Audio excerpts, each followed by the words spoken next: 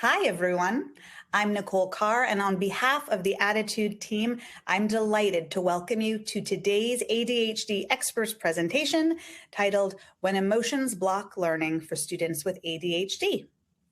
Leading today's presentation is Gena VanderMeulen. She is an academic ADHD coach at the ADHD Center of West Michigan. She draws on more than 30 years of experience as a high school English teacher and specializes in supporting middle school, high school, and college students as they navigate academic systems, build confidence, and rediscover joy in learning. Gena is a certified professional academic coach and an ICF Associate Certified Coach, and she holds advanced credentials in executive function, study strategies, and applied neuroscience. She also holds post-baccalaureate certificates from Landmark College in executive functions and supporting autistic students.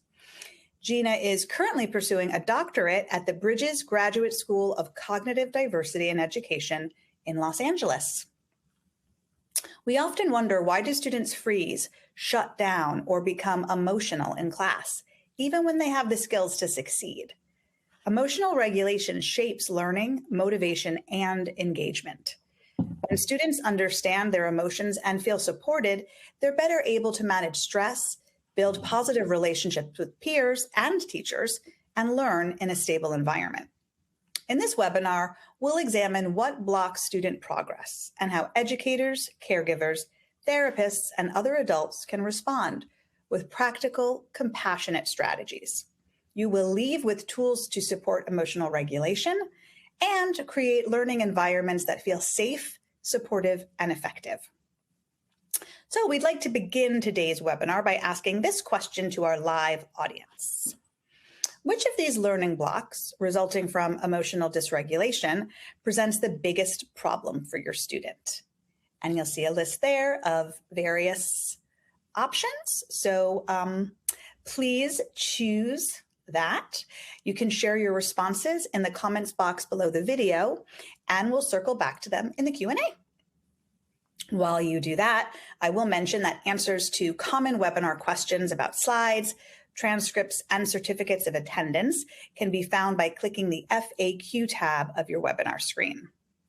I will also mention that the new spring issue of ADDitude magazine is out now, and it takes a deep dive into masking, burnout, and the chronic pain that often accompany autism. It also reports on the actual costs that real families are paying for ADHD care today. And it offers 26 questions to reveal your ideal career match. To read the full issue of the magazine, subscribe to ADDitude magazine today by visiting additudemag.com/subscribe, or you can click the subscribe now tab on your screen. Finally, the sponsor of this webinar is Brain Balance. Brain Balance helps kids, teens, and adults with ADHD, learning differences, anxiety, and more through our integrative cognitive development and brain wellness program. Our approach combines cognitive, physical, and sensory training with nutritional guidance to strengthen and build brain connectivity without the use of medication.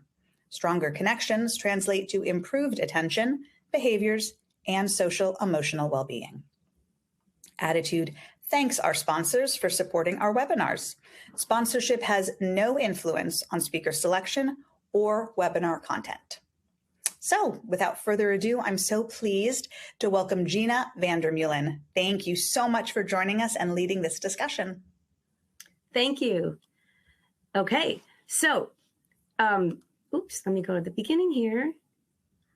So, when emotions block learning, where do we start with a student? And so when we think about students who might be stuck when learning, we might have a student in our classroom, we might have our own child who is not moving forward with learning. We know that they have the intellectual capacity to do the work, but for some reason, they're not moving forward the way we might think they should. And so when we think about this, I usually start with thinking about executive functions. And when we think about executive functions, one of the things to remember is that there are higher order executive functions. These include time management, planning, so the use of that planner, the organization, problem solving. And this is what parents and teachers see and where it feels like we need to start. But the reality is there's another place we need to start. And there are core executive functions. And this is from the work of some of work of Adele Diamond. And core executive functions and they include emotional regulation or inhibition, working memory, and cognitive flexibility. And so this is where we need to start. So when we can help students begin to understand their emotional regulation, they can begin then to utilize strategies like planning to manage time, organize. And so often we jump to the planner when in reality, we need to start with the core executive functions. So in this webinar, we're going to be focusing on emotional regulation and strategies we can use to help students begin to understand how emotional regulation impacts their learning, and to begin to use strategies that will allow them to notice their emotional regulation or dysregulation, and know when to use those strategies. And so as we begin to understand those executive functions, I think it's also important to have a little bit of neuroscience around how emotions do impact our students' learning. So allostasis and allostatic load, first written about by McEwen and Steller, and also Jensen talks about it. Allostasis is the process the body uses to remain balanced during stressful situations. So it's how our bodies adapt to stress. And our ADHD students have to adjust to, and manage stress in their academic environments all the time. It's a constant adjustment to keep learning. And this adjustment could be from, transitions they have to make, unclear, maybe instructions, maybe there's social monitoring, there's sensory overwhelm, there's working memory demands. All these things students have to manage in their academic environments, eventually can lead to what's called allostatic load. And that is when the body is in constant adjustment mode. So when our students are constantly adjusting to manage their environment, it's wear and tear on the bodies and brains.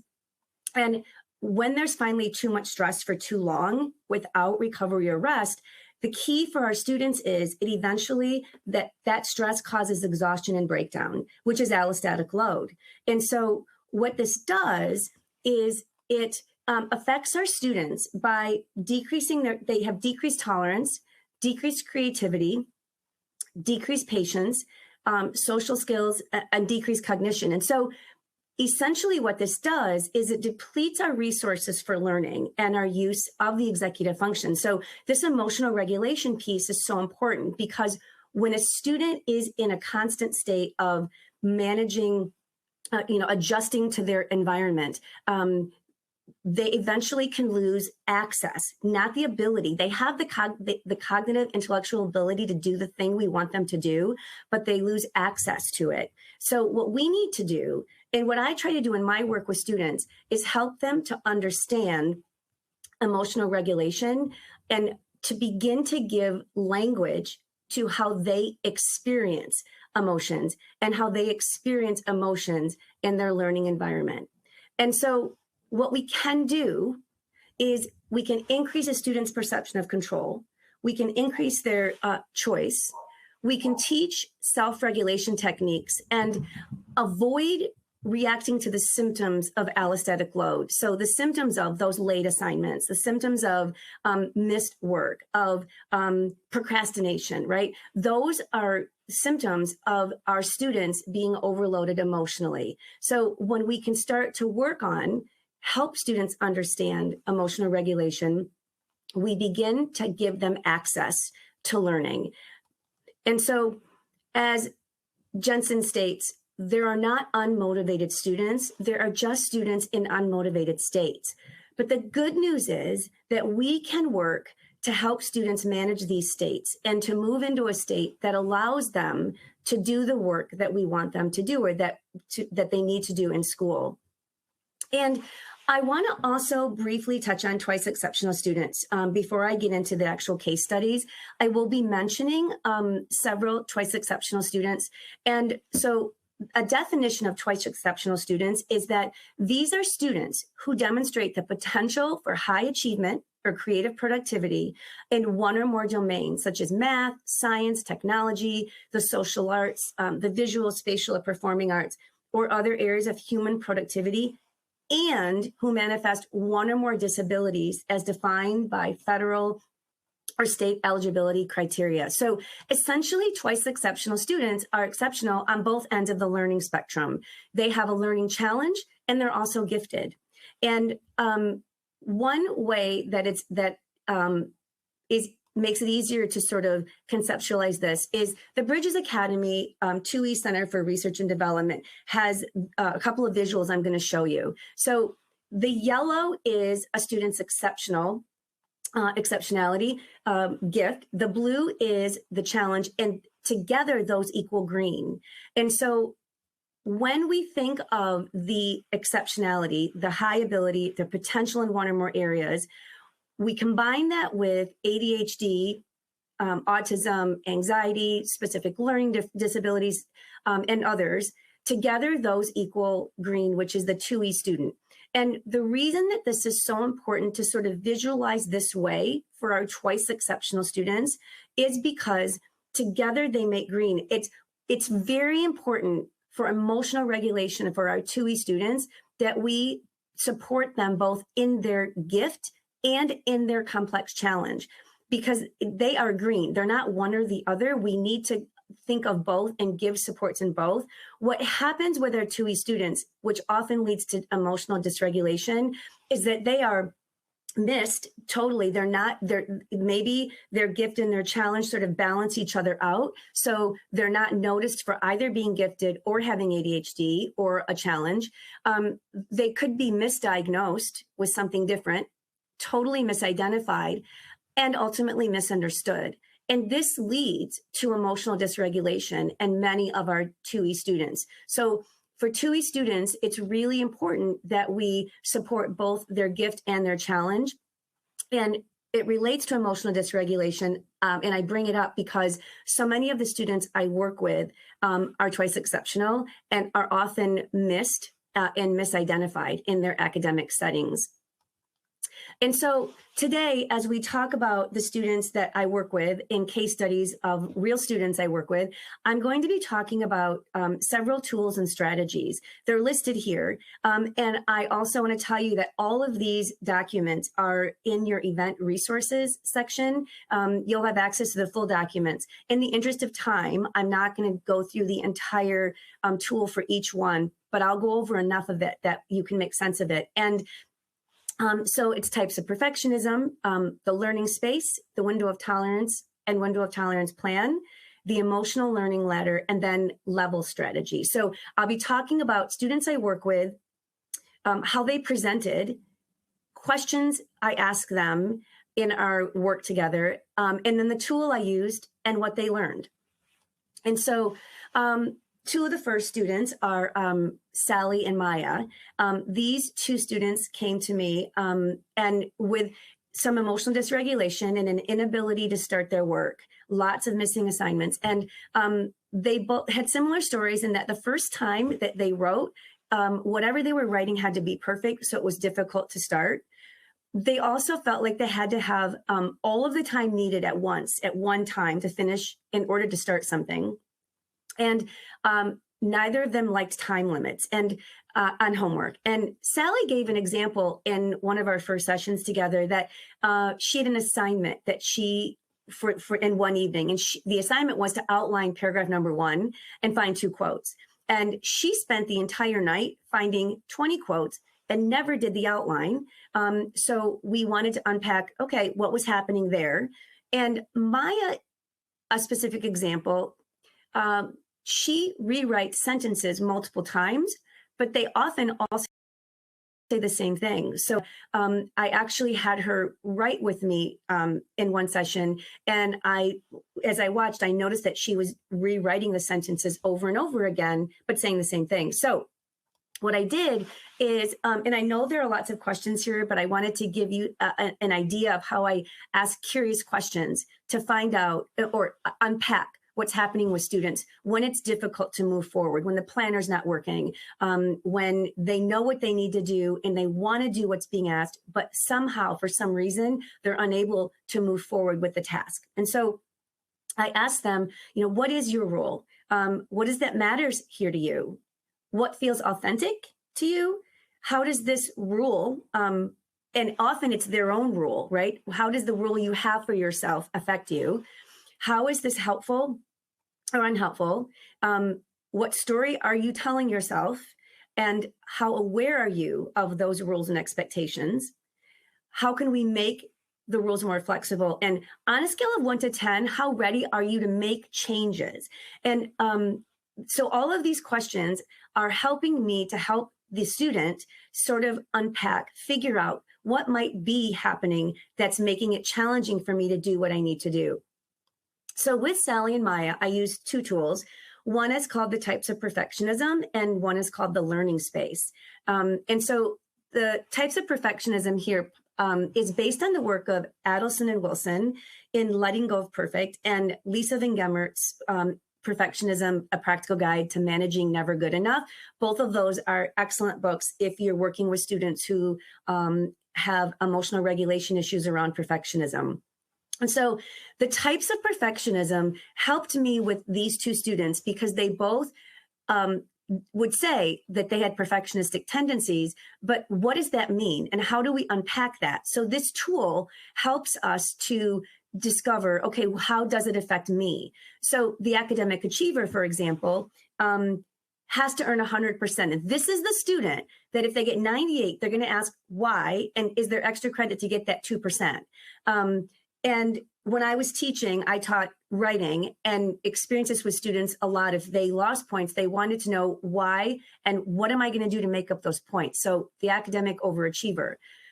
The aggravated accuracy assessor has in mind what the task should look like and becomes frustrated when they can't sort of drag and drop it from their minds onto the paper.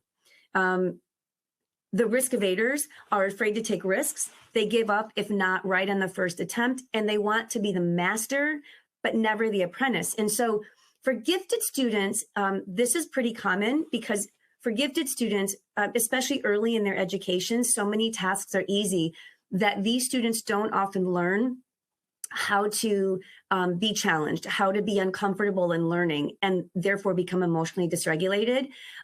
So being a risk evader is common in a gifted student. And a controlling image maker, of course, is concerned with what others might think. They worry others will perceive them as less than smart or capable. And procrastinating perfectionists, these are the students for whom they would rather have a 0 than turn something in and get an 80. And so these are the students for whom grades can be like either 100 or a 0, kind of just scattered throughout the term. And then in addition to this, in working with these 2 students, I used Dr. Becky Kennedy's work, The Learning Space. And the learning space is the space between not knowing and knowing, or sometimes I say not being done and done. And that's the space that causes natural frustration. But when I work with students, we talk about how do you feel when you're in that space?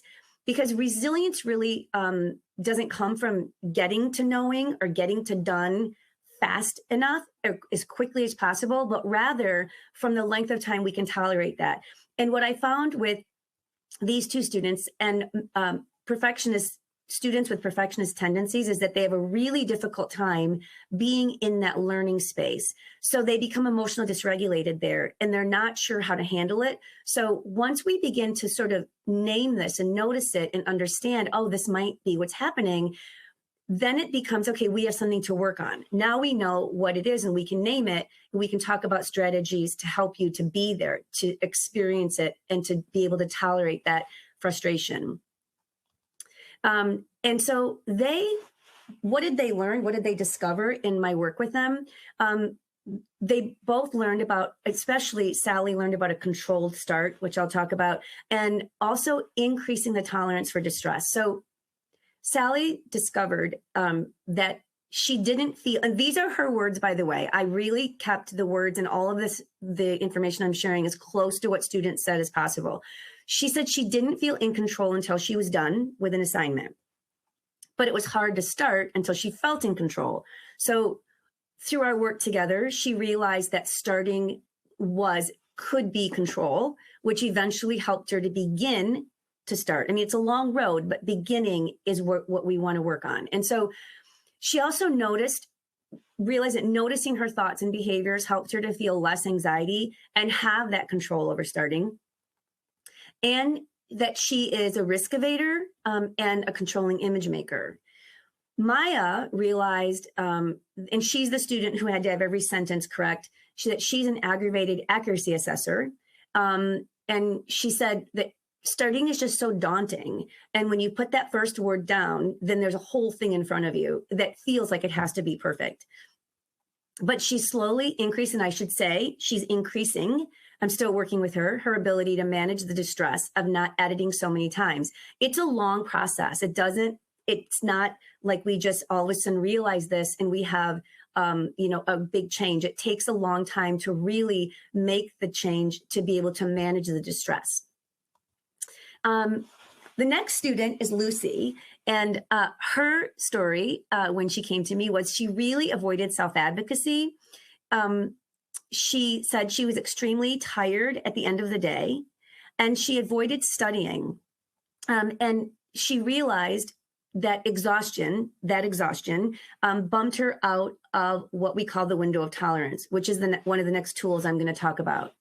And so I asked Lucy, I asked questions around self-advocacy and what was happening with that emotionally. And I said, what do you tell yourself? And what do you wish others knew about this situation? And how can we help you manage these feelings around asking for help and doing homework? And what story do you tell yourself when you think about asking for help? And so with Lucy, I used the window of tolerance and the window of tolerance plan. And then I'm going to show you Lucy's plan, the plan that we actually created together in our work together. So this is just part of the window of tolerance document that you have in the events resources section. But essentially the window of tolerance, based on the work of Dan Siegel and then Tamara Rozier and others, the window of tolerance is when we are in optimal energy. So when we are emotionally regulated, we are in our window of tolerance. We are resilient, we can think clearly, we can concentrate, we are able to plan and organize, we can initiate tasks. So for students, I can focus, I can initiate tasks, I can do the planner, I can do what's on the planner. When we bump out of our windows of tolerance, we will go to hyperarousal or to hypoarousal. Hyperarousal is the too much energy. It's that fear, anxiety, panic. And when we are in hyperarousal, again, it's difficult to start to concentrate, to focus. Students can also go, all humans, but we're talking about students, can also go to hypoarousal, which is too little energy, which is when we can become numb or frozen or slow or shut down, exhausted. And so sadly, often I ask students when I meet with them, how often are you in your window of tolerance? And many of my students will say, I don't know that I'm ever in my window. And it's hard to think about that, because imagine being in your day, existing in your day, and never being in your window of tolerance, never feeling resilient, where you can think clearly and focus, always having to manage that hyper or hypoarousal. And one of the things I talk about with students is that we don't choose, like going out of your window isn't something we choose. It's part of the human condition that we bump out of our window. The goal is that we can start to notice it and name it and have strategies to bump us back in. So maybe for some students, it's going for a walk. Maybe it's exercise. Maybe it's holding an ice cube. Maybe it's getting a snack. Maybe it's changing your work, the place where you're working, a different location.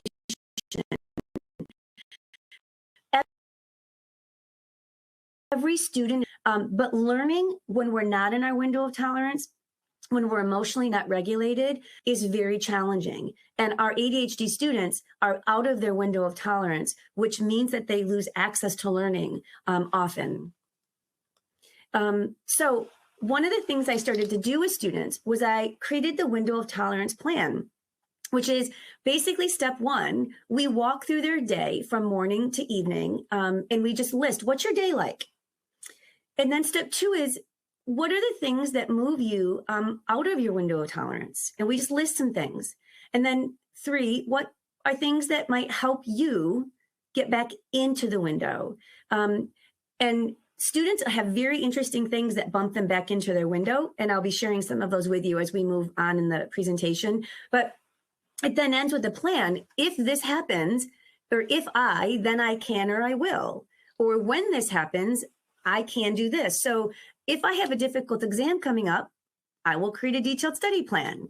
If I don't do as well on an assignment, I can make an appointment to meet with my teacher or professor.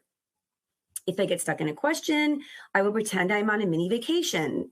So visualization. So basically, we can do this with each student, and we can help them to come up with their own plan. Could even be done as a class activity where we teach the class the window of tolerance, and in the class we say, okay, what could we do if this happens? So I'll show you. This is Lucy's actual plan. I added a few from other students on the bottom, but essentially this was word for word what Lucy came up with. And in fact, I think I even had her typing this one. So she had an SAT test coming up as we were working on this. So we basically just did it around the SAT test. And she thought that things that could bump her out of her window were getting stuck on a question and she doesn't know what to do. Or often she would think when she thinks I have enough time, but then the teacher announces the time or posts the time, and she has a lot more to do. So when I asked her, what are things that can help you get back into your window of tolerance? She said, well, she liked peppermint, and peppermint, the smell of peppermint. So she decided she was going to put peppermint essential oil on her wrist and then smell it when she needed to at times. She would think of her five senses. So what is she seeing, hearing, feeling? She liked 3-point color breathing, which is when she would take a breath before she read a question, before she read an answer, and then before she marked her answer. And then she would picture a color going in and out with the breath, and a mini vacation. So we came up with things like, if I panic, I will smell the peppermint. If I get stuck in a question, I will pretend I'm on a mini vacation. If I panic about time, I will use my five senses. So we're helping her to have a strategy to regulate her emotions in the moment during the test. She can notice and name when she's bumping out of her window of tolerance, and she has a strategy to come back in, or at least closer to her window of tolerance. And what she learned and discovered in our work together is that she does avoid social speaking at the end of the day. That she waits to study until she does believe she has all the information, that with the window of tolerance, she often starts in anxiety, but then flips to exhaustion, which is not unusual in students I work with. She said she's hardly ever in her window of tolerance. She often believes that if she asks for help, she will face extreme anxiety. But she realized that letting others know her fears really could help her. So another example of helping a student regulate emotions to be available for learning. Mary's another student, a twice exceptional college sophomore with chronic headaches, and she took a medical leave from school. And after her freshman year, she had 6 credits. This was when I started working with her. She rarely self-advocated, however, and she did state in one of our first sessions that starting in middle school, anything that she got that was lower than a 90 meant that she thought she was dumb. And so it was really hard for her to accept anything lower than a 90, which meant it was really hard for her to start assignments if there was a chance of that happening. And it would make her emotionally dysregulated. And she then named perfectionism as making it challenging to start and stay motivated and finish.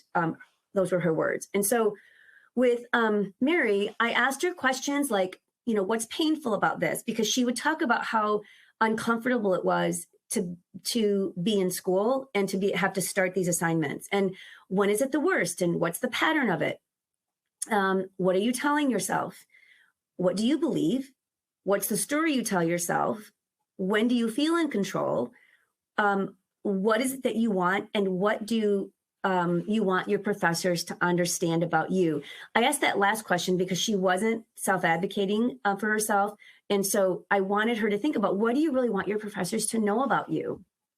With Mary, I also used the window of tolerance, which I already did, so I'm not going to do that again. But I also used with her a tool called the levels strategy.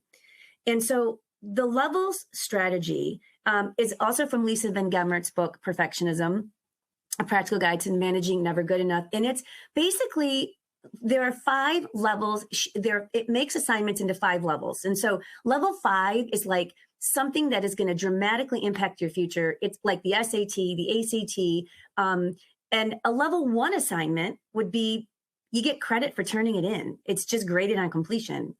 And so we have levels 1, 2, 3, 4, and 5.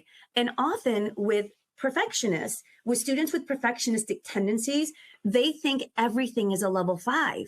And if everything is a level 5 with critical repercussions, it's really hard to start. So what I've done with students using this strategy is I ask them, okay, what level are you thinking this assignment is? What level do you think your instructor thinks it is? And usually there's a difference. And so how can we adjust your thoughts, your behaviors, so that you can be more emotionally regulated when you're trying to start and complete this assignment? And so this level strategy, when I used this with her, she realized that almost every assignment for her was a level 4 or 5, which is, of course, it's critical, right? It requires all the effort, precision, and care. But really, many of the assignments were like a 2 or a 3. And so she rated everything a level 4 or 5. But interestingly enough, when I did the window of tolerance with her, she discovered that crocheting would put her back in her window. And so she would often then crochet as she was thinking about what something was before an assignment level before she started. And she realized that she does get overwhelmed fast and that she bumps out of her window of tolerance. So she wanted to be more aware of that and have strategies like a crocheting. And she also would feel in control. She talked about this, that she felt in control when she was cleaning, because when we're cleaning, we can judge the progress. We see the progress. But she realized that when she was doing schoolwork, she couldn't judge that. So she also started to use strategies that would allow her to judge more specifically how far she had come in her schoolwork. She started to notice that more. Robbie and Matt are two other students I work with, twice exceptional students. They both had similar stories as well. They had difficulty making friends, which is not unusual for highly gifted students whose thoughts are sometimes more intellectual than their same age peers. And so they both talked about these existential thoughts that they had, but also sometimes those thoughts made it difficult to start tasks. And one point about Robbie was he often used hyperfocus. He would say, I'm just hyper-focused on another task. So we talked with him in the emotional regulation piece about that hyperfocus. And Scott Barry Kaufman in his book talks about harmonious passion versus obsessive passion. And harmonious passion is something in line with our values and our goals. It brings us joy. I guess it would be like flow state. Obsessive passion is more, maybe it doesn't bring us joy. It's hard to stop. It's hard to control. It might even control us, not necessarily leading us to our goals. And one of the things we discovered with Robbie was that his hyperfocus was really more an obsessive passion. And so I asked these 2 similar questions. Tell me about these thoughts. What's the story here? What do you believe about this? What's helpful or unhelpful?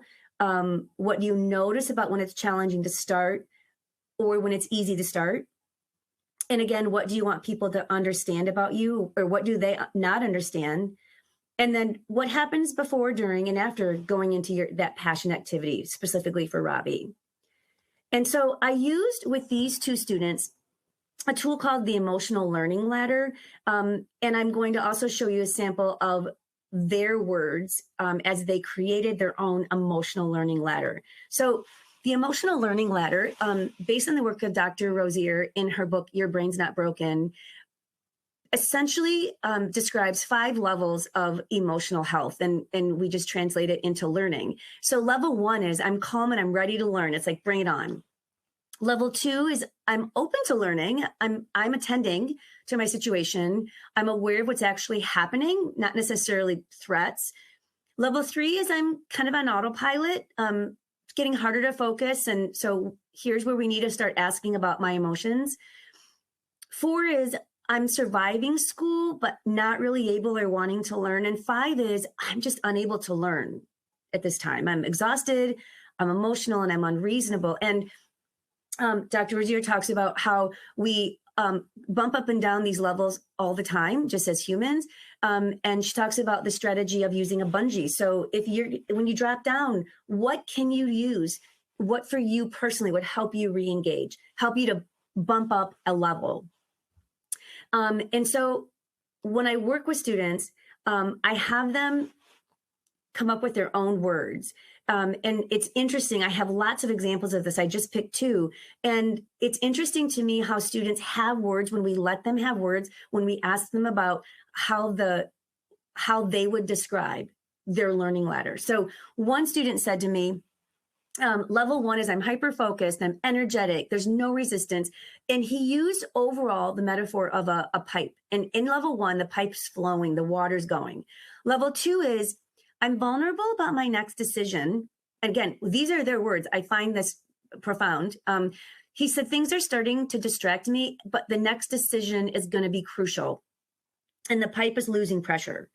Level 3, my brain is having a hard time focusing, but still possible. I can get back to level 1 at this point, but the pipe is losing pressure and sometimes it stops flowing. Level 4 is I'm very overwhelmed. I'm carrying weight. The pipe's only a drip. And level 5 is there's just no water. It's all dried up. And what was interesting here for this student is he said at level 5, all thinking, both good and bad, is shut down. Another student said, used a driving metaphor. And so level 1 was cruising along, actively participating. Level 2 is lots of detours, small exit ramps, still laid back, but it's a slippery slope. Level 3 is cruise control. I'm taking information in, but not out. And interestingly, this student said, notice I'm taking information in, but I'm not able to do output. And he said, sometimes all of a sudden I'm like, how did I get here? And then 4 is a business loop, more stops. And 5 is just a traffic jam. There's nothing happening. And so what they noticed is that they both discovered that if they can notice and name what they're feeling, it's easier to manage. And so they lose momentum. They both said, though, that they lose momentum when they think they have enough time. So often they overestimated time. Then the overwhelm builds. They both discovered that they're able to notice when they're where they are in the ladder, and they learned to make adjustments to get to a higher level. Noticing is a big part of that. Having language to name it helped them advocate for themselves. And Robbie realized that he really was in an obsessive passion, and he felt little control over that choice. And so now, as we think back to the student maybe that you thought of as we started, maybe it's your child, maybe it's students in your classroom, a client, how can we think differently about these students' challenges? They're not doing what we want them to do. They're not using the planner we want them to use. The planner's beautiful, but stuff's not getting done. How can we think about emotionally regulating them? How can we help them to learn to regulate themselves? What kind of curious questions can we ask them? And if we get curious enough, we can unpack what's really happening. And to go back to the executive function piece, we have to remember that when we think about those higher order executive functions, like planning, using a planner, organization, we need to start with the core executive functions in order to be like emotional regulation here that we've just talked about, in order to get to be able to use the planner. So in my work with students, it might take an entire semester or longer before we get to a planner. And the type of planner might be not the kind of planner I would use. It might be something we never even thought of, but we have to have the emotional regulation piece first. And just to leave with a few thoughts, I've not met a student who didn't want to meet the adult expectations in their lives. Students want to meet our expectations, probably more than we want them to meet the expectations. And they can be as incredibly frustrated as we are that they're not able to. One of the things we can do is focus on their strengths and talents. All students have strengths, interests, and talents, and can be a portal by which we can help them to manage the emotional overwhelm. And often students' academic worlds are not a match for their strengths and talents and incredible brains. And so how can we advocate for them? And we don't have answers to all of these things, but we know that students often, our ADHD students, often exist in worlds that do not, academic worlds, that do not match their strengths and talents. And so we have to keep advocating. Even little adjustments can make a huge difference in their days. And so thank you, Nicole. Wonderful. Thank you so much, Gena. That was a fantastic and illuminating presentation. And we have a lot of questions. But before we launch into the Q&A, I just want to quickly thank Brain Balance for sponsoring the webinar. And now I want to circle back to our poll question that we asked at the outset of today's presentation. We asked which of these learning blocks resulting from emotional dysregulation presents the biggest problem for your student. And the top answer, about 30% almost, was disruptive behavior at school, followed by school avoidance or school refusal, which was almost 20%. And then tied for third was homework struggles and task paralysis in class. So on to your questions. Several people were asking about rejection sensitivity, which we know is a big issue for kids and adults with ADHD often. So a participant asks, are there any tips about how to address feelings of rejection sensitivity, which causes students to react negatively to feedback from teachers, from parents, and also from peers? And another reader writes in to tell us an example of this in action. She writes, my 8-year-old granddaughter who has ADHD and possibly autism just can't seem to listen when people are trying to tell her how to do something. And this includes when she's done something incorrectly and is being coached into the correct way of doing it. So do you have any strategies about how to address that kind of rejection sensitivity? Well, I think one of the things I would say is obviously getting curious around what the experience is for the student. We know that rejection sensitivity it can come on fast, and it can be when a student. So when I'm working with a student and that student is feeling an emotional overwhelm, the first thing is to help the student to manage that, to sort of bring the emotion down before we can move into some of the other learning strategies. Because when a student is in that emotional overwhelm, the student isn't going to be able to think critically, to learn, to do what we want them to do. So it's really helping the student to manage that emotional overwhelm in the moment through, because like they're out of their window of tolerance, right? They've dropped down on the emotional learning ladder. So we have to help them to get back into the window by figuring out with these students what is going to help them to get back into the window, to regulate. And it's going to be different for each student. And then I think when we have the student in the window of tolerance, if you will, it's getting curious with the student around what is it that makes it complicated? Is it sensory overwhelm? Does the student have the skills to do what we're asking them to do? Perhaps maybe they don't have the skills we're asking them to do. And I would say also rejection sensitivity, is something that if it is intense enough, perhaps needs more of a therapeutic approach, with an expert who deals with rejection sensitivity. But as a classroom teacher or as a coach, I think when we deal with the emotions, it's helping the students to get curious around when are they emotionally dysregulated, how can they advocate with others in their world so that they're able to, their needs can be met. So what is the need that's not being met? Got it. Okay.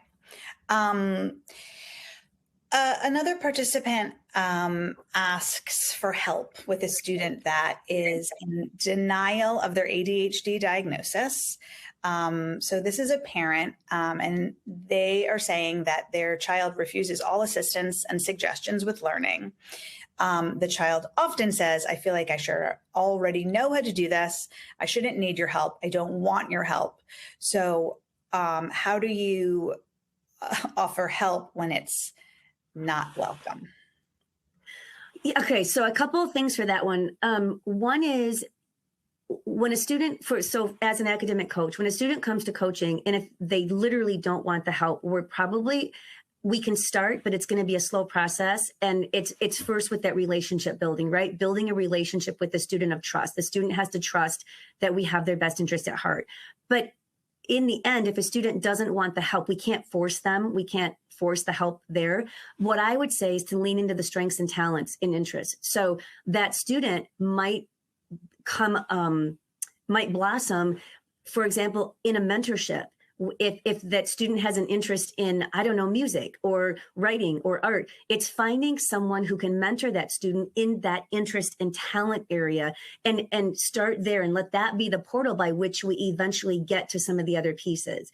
But so maybe like an interest inventory or strengths inventory to find out really what the student's strengths and interests are and what will pique the interest, and then finding a way to help the student live part of his or her day or their day in their interest and talent and strength.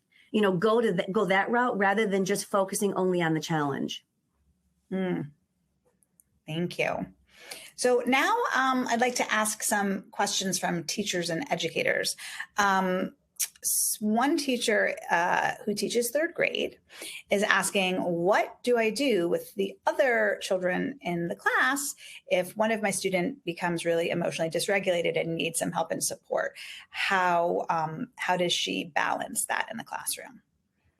Yeah, and that's tough. And I taught 12th grade. So I taught for a long time, but in the 12th grade classroom. But a couple of suggestions. One is there's no easy answer to a question like that. I mean, a teacher, I lived it. You have 30 kids in a classroom and somebody's dysregulated. How do you manage it? And I think it's maybe about being trying to be proactive in the beginning and teaching these self-regulation skills to all students and having places where kids can go to regulate, helping them to name when they're dysregulated, and then having a way or strategies or places where they can regulate. Also, again, I'm going to talk about the strengths and talents and interests, and maybe finding out what that student's strengths or interests or talents are and leaning into that to help them regulate. And getting curious again about what is it that's causing this? What is it that's dysregulating the student? And so what do you do with the rest of the kids? There's no easy answer for that, because when you're responsible for 25 to 30 kids, is it having someone who can help you with that student? It's a challenging situation. Yeah. Thank you. That's a pragmatic and authentic answer. Someone else is saying these questions seem great, that the questions that you've covered seem great, but they seem really hard and time consuming. So a school counselor has written in as well, echoing this, saying, I love the concepts, but as a school counselor, we aren't able to meet one-on-one with kiddos for long periods. I have a caseload of 500. So what do you advise that school counselors, in what way can they utilize these ideas, but if they only have a little bit of time to build these relationships? Right. So I think they don't really need to take a lot of time. It's transitioning from, I think, how we communicate with students and just getting them, when they become used to us asking questions, they can be answered quicker.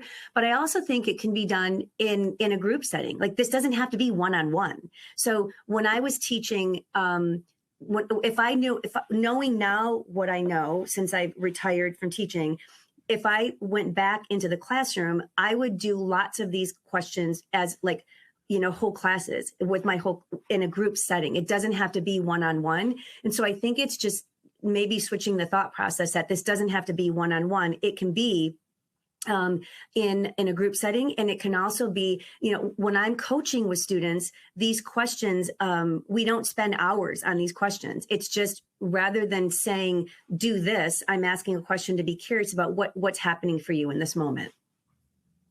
Okay. And you had mentioned before doing some, for classroom teachers, doing work up front preemptively to set a foundation. A classroom teacher's asking, what are some preemptive approaches and strategies that teachers can use to cultivate emotional safety for students with ADHD in a classroom setting? Yeah, I think it's so. I would use some of the tools that I shared with the whole classroom, but then helping them to understand that that it's okay to let you know as a teacher what they need. So, for example, many of the students I work with will often say they are really trying hard to listen and sort of to pay attention in class, but all of a sudden they might zone out for a minute. They might not have heard something. So it's making it safe for them to say, wait a minute, I missed that. Can you repeat that? Or using maybe putting it on the board and having a handout and saying it auditorily, right? So it's the students need a place where they can feel like it's safe. If they didn't hear something, if they missed something, that they can get it a different way. They can say that I missed that.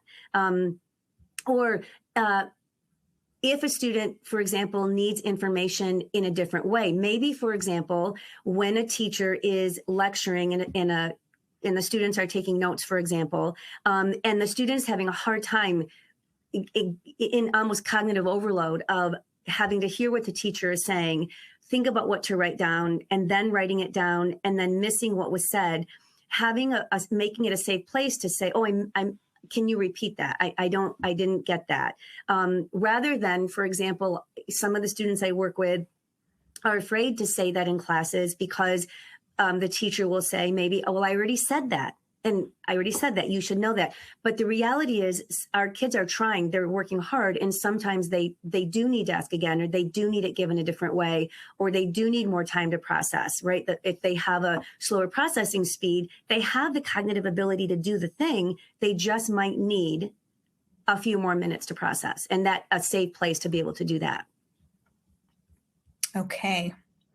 We're also getting some wonderful comments that I wanted to share with you from listeners who are really relating. One says, getting curious is my greatest takeaway for my work with learners and my own child. Thank you so much for teaching this line of work so based on curiosity. And then we have a comment here from a participant who says, I'm so grateful I logged in. Despite being neither a parent nor a teacher, I was here purely for the sake of my past and present selves, and I feel so seen. Each of the cases mentioned reflects so many facets and nuances of my 2E brain and heart that I wasn't self-aware of growing up. So seeing the many examples and strategies outlined here help me understand myself a little better, to see where my current challenges may have started and where I can move forward as an adult. So awesome. Okay, we have time for a few more questions. One participant asked, what do you mean by self-advocate exactly? And another asked, do you have advice about helping students, particularly maybe preteens or teens who are in a self-conscious moment in their life? How do they self-advocate in school without embarrassment? Yeah. So what I mean by self-advocate is working with students to help others know what they need, to be able to notice what their needs are, and to be able to ask for those needs, to help others help them. So when you self-advocate, you're saying, this would be helpful for me. I'm noticing that I might need this. And sometimes in helping students to learn to self-advocate, sometimes the first time might be an email. So when I work with students, for example, even college students, and I say, hey, we probably should go to office hours, for example, for a college student. And sometimes that first step, the office hours, can be too big of a step. So we can start with an email. Even with some middle school students I work with, I ask them, hey, have you told your teacher about that? Do you think you need to ask if you can have permission to do that assignment a few days late? Or, can you explain why you didn't do it? And helping the student to self-advocate, sometimes, again, we have to scaffold it. So sometimes that one-on-one in-person conversation can be too much. So we can scaffold it by maybe sending an email, maybe writing something on a piece of paper. So it's not that face-to-face conversation. And then we build up to the in-person advocacy. But in order to advocate, students have to also know what will be helpful for them. So Lucy, the example of Lucy in my presentation, she was a student, and also Mary, both struggled to advocate for themselves. And they first had to learn what would be helpful, and then they had to learn how to ask for that. And self-advocacy is a tool,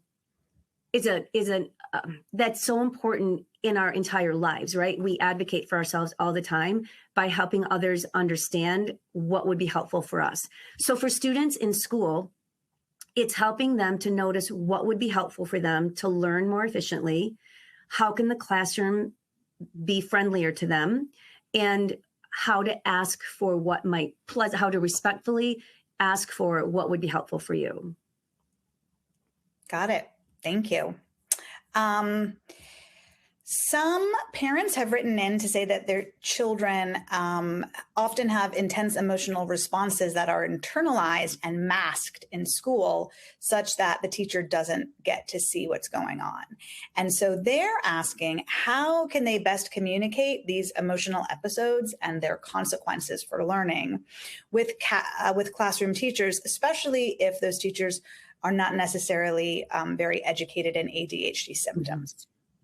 Yeah, that's tough. And that kind of relates to the last thing I was saying in my presentation, that so many of our students go to school, they live their school lives in an environment that doesn't necessarily match what their needs are. And it's incredibly frustrating for students and families. And so for those parents, I would say, gently helping the teacher to understand what's happening, and what maybe, and give a solution to, like, maybe if we could do this for, like, if your student is spending 6 hours a night on homework on something that should take 45 minutes, it's helping the teacher realize that, making that known, and then maybe suggesting, can we just do parts of this? Do we have to do all of it? Rather than doing 20 math problems, can we just do 5, because she's showing you what she knows and what she can do? But with teachers, if teachers don't understand, it's tough. But I would simply say to the parents, you've got to keep advocating. We have to keep, every little adjustment can make a difference. Every small adjustment can make a difference to the child. But it is tough. It's hard. We don't have all the answers. But with teachers, I think, and what helped me when I was teaching was when parents would say to me, oh my gosh, this so-and-so is spending all this time or doesn't understand or stressed about this paper. And then I would just say, okay, so have the student come and see me. We'll talk about it. We'll adjust, we'll make adjustments. Any little adjustment can be helpful. If a teacher totally doesn't understand, I think it's just, keep advocating. We can't give up on what these kids need. Indeed. I think that is a great place to end, because we're out of time for questions. But Gena, thank you so much for joining us today and for sharing your wonderful expertise with our ADHD community. Thank you. Yes, and thanks to everyone who came today. To access the event resources for today's talk, visit ADDitudemag.com and search podcast 600. The slides and recording are posted a few hours after each live webinar. If you're listening in replay mode, simply click on the episode description. Our full library of ADDitude webinars is available in the ADHD Experts podcast, which is available on most streaming platforms. We hope to see you next Tuesday, March 24th, for our next webinar called Creating Boundaries and Strategies for Highly Dependent Adult Children with Natalie Isa. And following that will be Underpinnings of Emotional Dysregulation in Adults, Managing Triggers and Co-occurring Conditions on Thursday, April 2nd. For alerts about future ADDitude webinars, sign up at attitudemag.com/newsletters. Thank you.